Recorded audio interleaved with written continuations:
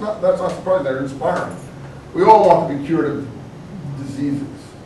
On television now, I think 3/4 of the ads are curing from diseases. It used to be cigarettes and Coke or something. Now all you do is see, don't take this medicine if you have heart, blood, or pressure, or if you're constipated, or I forget what they, I just want to have to take the sound down now because the ads frighten me on television now. I hear everything that's wrong with me on the ads. All the drug makers are up there, telling me why I shouldn't do this, protecting themselves in flogging their materials because they can advertise, and all the cigarette people can't advertise anymore. So, in any event, I don't know what calls that aside there, but all these materials need to be taken equally unless there's something in them which is of concern. And so when you have exorcisms, for instance, there's one episode, that's one favorite of mine, a woman with a never-ending bloody fountain. In other words, it's one of these menstrual bleeding women, I don't want to be crude about it, touches Jesus and the bleeding stops. I mean, okay, that's really wonderful. I think that's how I got on that. So we all want to be cured, and so it's appealing. There's nothing wrong with that. Speaking in tongues, but it's not something historically, in a normal, equal historical setting that we'd be willing probably on a historical basis to credit. You follow what I'm trying to say? I mean, something I say in all my classes, you may have heard it in other classes, you've taken classes with me, is that, and I'm going to stop all this preamble and get to the subject matter that we need to do in a moment, but it's just introductory stuff. If you notice, people are prepared to accept in the past things that they're not prepared to accept in the present. Whereas they will credit things that happened. Why do Jews believe that in Moses on Sinai, the rabbis then say to them, there were 600,000 witnesses to the event? Well, you want to feel like saying, was you there, Charlie? But in fact, you don't say that. But that's the proof. There were 600,000 witnesses that God came down to Sinai and a lightning bolt came down and that wrote things on some stone tablets and so on. Or Moses stuck his hand into his shirt and it was leprous, and then he pulled it out and it wasn't leprous. Or Moses struck a rock and water came out. Miracle tales of that kind. Those are things that I think detract from the believability of stories, from the credibility of these things as a normal historical source. On the whole, I would take them as credible in terms of there were probably the Jews or the Hebrews were in forced labor in Egypt in a certain period, follow me? And they probably did go out at some politically troubled moment from Egypt. All that I think recommends itself to possibly being accurate. And there was maybe a leader who came from the Egyptian upper class. He may have been born Jewish, he may not have been born Jewish. You know, Freud wrote a whole book about that. You know the book that Freud wrote about that? He was very upset about his origins and he had to try to deal with this whole issue on the basis of German research as it was at that time.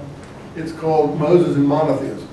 And Freud said that if it walks like a duck, if it talks like or quacks like a duck, if it looks like a duck, then it is a duck. Moses looked like an Egyptian, talked like an Egyptian, spoke Egyptian, needed his brother Aaron to translate for him because he was slow of speech. Freud says, well, he was an Egyptian. And the stories in the Hebrew Bible basically Hebrewize him.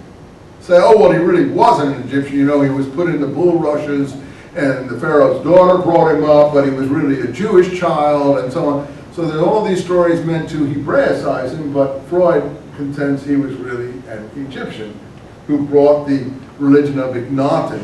After Akhenaten, the sun, one god sort of ruler in Egypt that had switched. You see a lot about him on television, the religion. They've just been to learn about Akhenaten, the sun god, one god of Pharaoh who changed the religion of Egypt about the time of Moses. So the Freud position is that some of Akhenaten's associates got a hold of the Hebrew slave tribes and taught Ignatius' religion to them. It's it's an attractive thesis. There probably is some truth to it.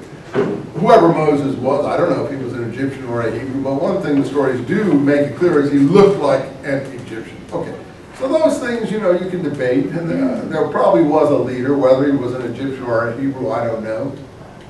And he was probably quite a powerful leader, and he probably did have a successor called Joshua and so on and so forth. But then the other stuff, like parting the Red Sea and things like that, you begin to, I've seen the Cecil B. DeMille picture of it, walls of water on either side. You'd be sure it didn't look like that, but we know that there were cataclysms at that time. We know that Santorini erupted several centuries either prior to that or at the same time. We know there were great tidal waves. There are places like Mont Saint-Michel even today in France, where if you drive out at one time and you come back at another time, you'll be caught by the currents. Those scenarios may have worked in an odd way in the folk imagination to produce the stories that we have. The plagues, the locusts, the blood, and all that can be explained to some extent as the memory of a people working over, very catastrophic details of a time period that they were thinking back through oral transmission. So all that can be actually rationalized if you get enough data about the period to see how the story came into being, but not that Moses did it all with his wand. Or Moses, the story, Moses threw down a stick and it turned into a snake. Then he picked the snake up and it became a stick again. You're all familiar with that story, right? Well, all of us, I think, are not going to credit that as an actual occurrence. But there were magicians back then. People who played, and magicians are very tricky. And people who looked like magicians, and apparently in the Egyptian markets and in other places like Crete and other places, you could make a snake assume a stiff rigor mortis type position, when you were entertaining crowds, and then pick him up, and then he would then begin to do that again. Apparently, this is a known trick or phenomenon. I don't do it, but the snake trainer people were doing things like that. So it isn't that he turned a snake into a stick; it's that people were doing that kind of thing.